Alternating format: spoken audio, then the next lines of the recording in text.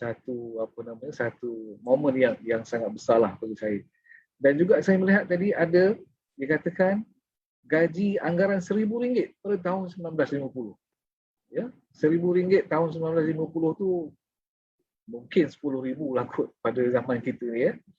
Jadi bayangkanlah betapa pada waktu itu betapa makmurnya, prosperousnya di Sungai Lembing disebabkan oleh adanya mineral di timah di situ. Jadi tuan-tuan dan puan-puan, ada satu lagi perkara yang sangat menarik perhatian saya. Bell hanging. Beberapa kali kita tadi mendengar Puan Rozi menyebut bell hanging, laman hanging. Jadi mungkin nanti Puan Rozi akan ceritakan sikit siapa ataupun hanging ni siapa. Sebab tadi ada bangunan hanging nama ya. Jadi tuan-tuan dan puan-puan, Puan Rozi, saya nampak kita ada soalan ya di sini.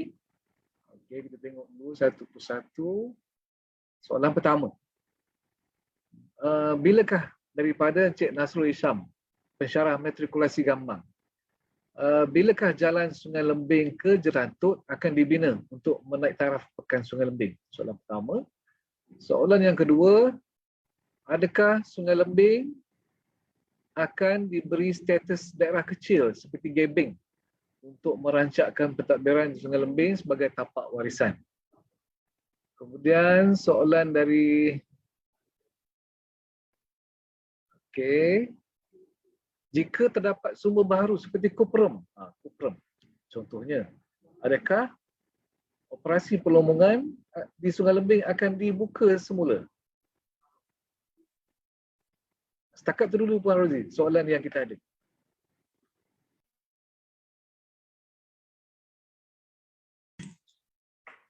Berkaitan dengan cadangan jalan antara Pekan Sungai Lembing ke Jerantut, memang sebenarnya di dalam rancangan tempatan kita sendiri memang kita ada cadangkan jalan menghubungkan Sungai Lembing ke Jerantut. Even dalam kita punya perancangan tu memang dah lama lah. Dalam rancangan tempatan kita yang sebelum ni pun kita telah ada, dan dalam rancangan tempatan yang terbaru pun memang kita masukkan lagi cadangan jalan tersebut. Cuma dari segi pelaksanaan tu susah untuk kita maklumkan bila, maknanya sebab ada pihak lain yang terlibat untuk pembangunan jalan tersebut. Jadi maknanya dari segi peruntukan semua tu maknanya di luar kawalan majlis lah.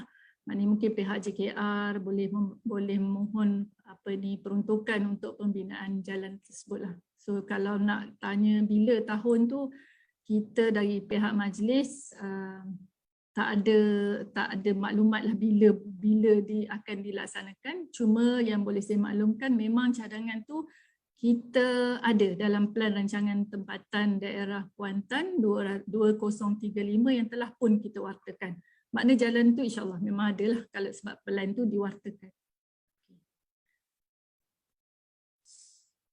So yang seterusnya tadi berkaitan dengan Prof? Berkaitan dengan adakah kita akan bagi status daerah kecil? Oh, okey.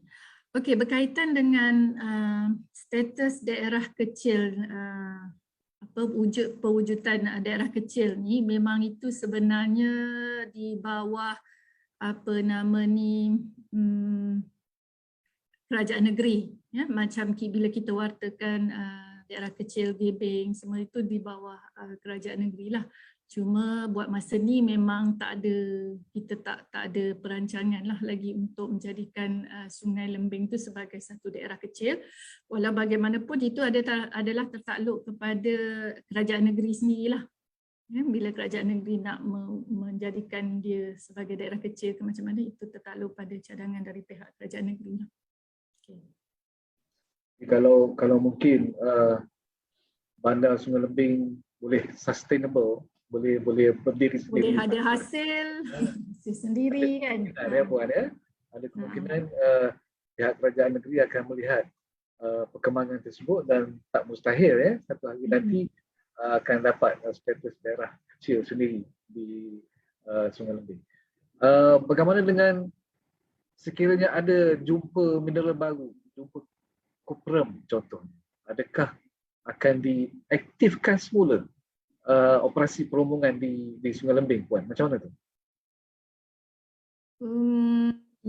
Maknanya sebab kena tengok juga sama ada aktiviti itu mengganggu tak hasrat kita untuk menjadikan Bandar Sungai Lembing itu sebagai warisan. Sebab memang tadi kalau saya tunjukkan dalam kita punya cadangan dalam pewartaan yang ada 4 bangunan di Bandar Sungai Lembing tu yang telah diwartakan di bawah Akta Warisan Kebangsaan.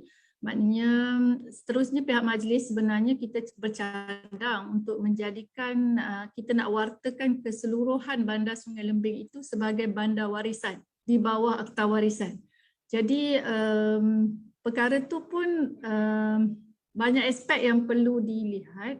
Satunya dari segi adakah sesuai dia berada di dalam kawasan warisan kita, warisan yang kita cadangkan tersebut, mengganggu tak kita punya proses untuk pewartaan semua tu.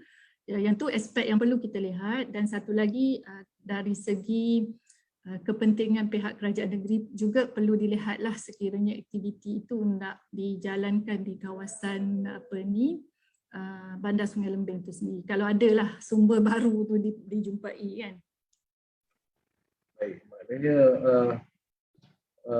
perancangan kita buat masa ni berjalan terus untuk mewartakan Sungai Lembing sebagai bandar warisan dan walau bagaimanapun perkembangan terkini kita juga perlu ambil kira. Saya kira macam tu, Puan ya. Baik, ada soalan daripada FB.